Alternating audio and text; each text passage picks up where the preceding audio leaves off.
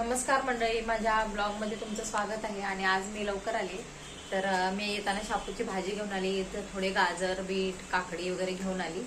आणि आता मी ना चहा बनवायला घेते. मला ना चहा प्यायची म्हणजे तलब झालेली आहे.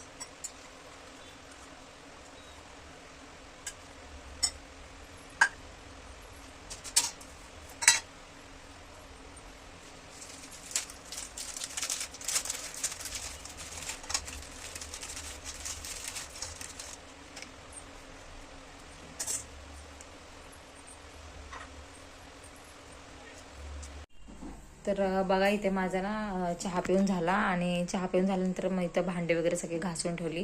बेसिन वगैरे सगळं असं इथे क्लीन करून ठेवलं. इथे शापूची भाजी स्वच्छ निवडून आणि धुवून वगैरे ठेवली. आणि इथे ना शेवग्याच्या शेंगा पण स्वच्छ धुवून वगैरे कट करून ठेवल्या. त्या शेवग्या शेंगाचे आमटे करायचे. शेवग्याच्या शेंगासाठी ना मी इथे कांदा, टोमॅटो घेतलाय आणि शापूच्या भाजीसाठी मिरच्या आणि थोडा लसूण घेतलाय. आणि शेवग्या शेंगासाठी इथे डाळ भिजत घातली. आता ना मला शेवग्याच्या शेंगाची आमटी आणि शापूची भाजी करायची. तर मी दाखवते तुम्हाला कसं करायचं, कशी करते ते.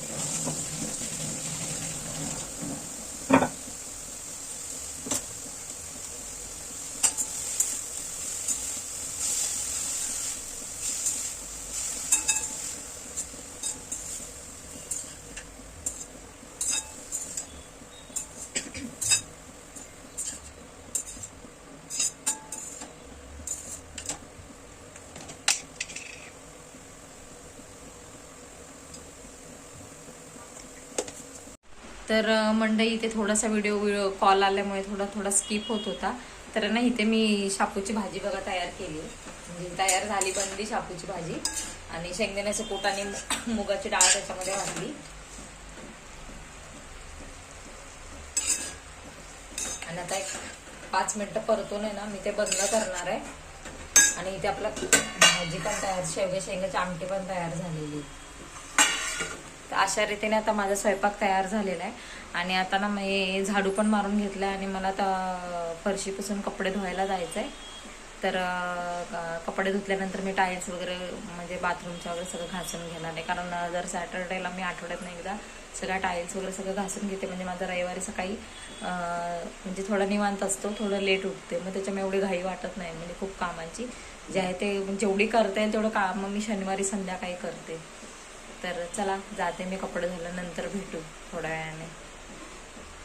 तर आता संध्याकाळचे 9:30 वाजलेले आहेत आणि आता मी जेवायला बसते. माझी सगळी कामं वगैरे आवरली. आणि तर बघा मी काय काय केलंय जेवायला.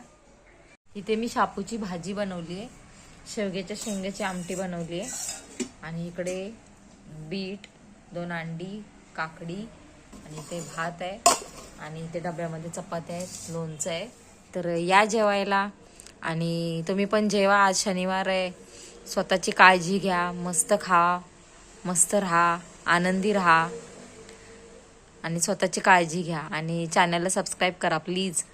आणि आता संध्याकाळचे म्हणजे जेवण झाल्यानंतर मग मी पण आराम करणार आहे, तुम्ही पण आराम करा. उद्या आहे संडे. तर भेटू आपण नेक्स्ट ब्लॉगमध्ये. So bye.